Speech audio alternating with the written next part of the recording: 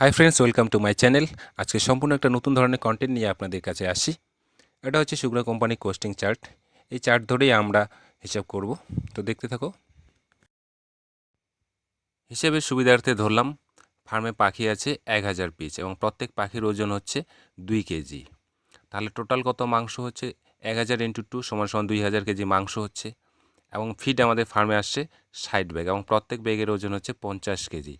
তাহলে total KG কত হচ্ছে? 3000 কেজি ফিড হচ্ছে।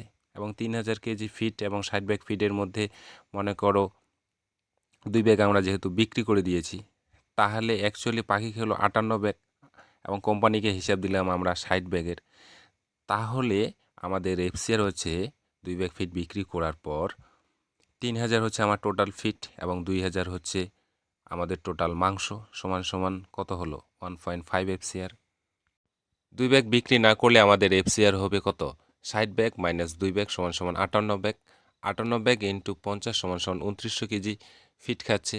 তাহলে 2900 ডিভাইডেড 2000 সমান সমান 1.45 হচ্ছে আমাদের এফসিআর। অতএব 2 ব্যাগ বিক্রি হলে আমাদের এফসিআর হাই হবে 1.5 মাইনাস 1.45 সমান সমান 5 পয়েন্ট আমাদের এফসিআর হাই হবে।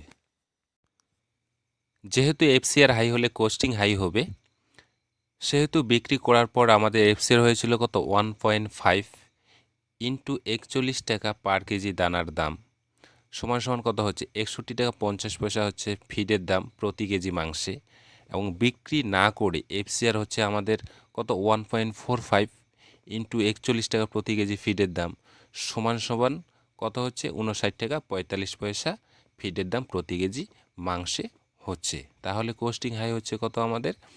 61 টাকা 50 পয়সা মাইনাস 59 টাকা 45 পয়সা সমান সমান 2 টাকা 50 পয়সা আমাদের কোস্টিং হাই হচ্ছে। এই 2 টাকা 50 পয়সা কোস্টিং হাই হওয়া মানে আমাদের জিসি থেকে 2 টাকা 50 পয়সা মাইনাস হবে। তাহলে 2 টাকা 50 পয়সা পার কেজিতে যদি জিসি থেকে আমাদের মাইনাস হয়, তাহলে টোটাল মাংসে আমাদের কত টাকা মানে মাইনাস হচ্ছে? তাহলে আমাদের মাইনাস হচ্ছে টোটাল মাংস, যেহেতু আমরা 2000 কেজি ধরেছি, তাহলে 2000 ইন্টু 2 টাকা 50 সমান সমান 4100 টাকা আমাদের মাইনাস হচ্ছে। এখন আমরা দেখব যে 2 ব্যাগ খাবার বিক্রি করার পর আমাদের লাভ হচ্ছে না ক্ষতি হচ্ছে। 2 ব্যাগ বিক্রি করার পর আমরা জিসি কম কত পাবো? 4100 টাকা। আর খোলা বাজারে যদি 2 ব্যাগ আমরা বিক্রি করি, তাহলে হাইয়েস্ট 3600 টাকা 2 ব্যাগ খাবার আমাদেরকে দিবে।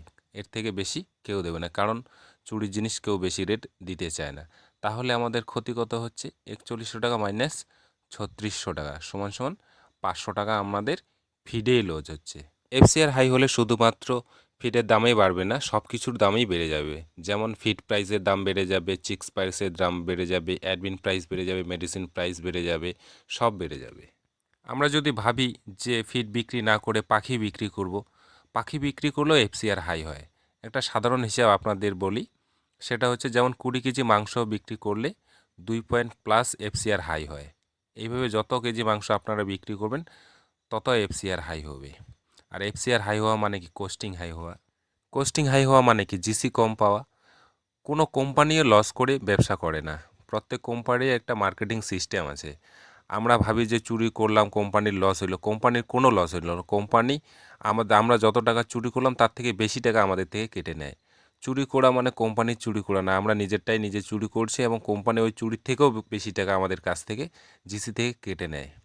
তো আমার মনে হয় চুরি করে ফার্মিংয়ে কোনো ফার্মার লাভবান হয় বলে আমার মনে হয় না এবং হবেও না, কারণ কোম্পানি হচ্ছে একটা কর্পোরেট কোম্পানি।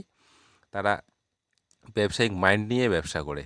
তো এই ছিল আজকের ভিডিওটি ভালো লাগলে লাইক শেয়ার অ্যান্ড এরকম তথ্যমূলক ভিডিও পেতে অবশ্যই আমার চ্যানেলটি সাবস্ক্রাইব করবেন। ধন্যবাদ।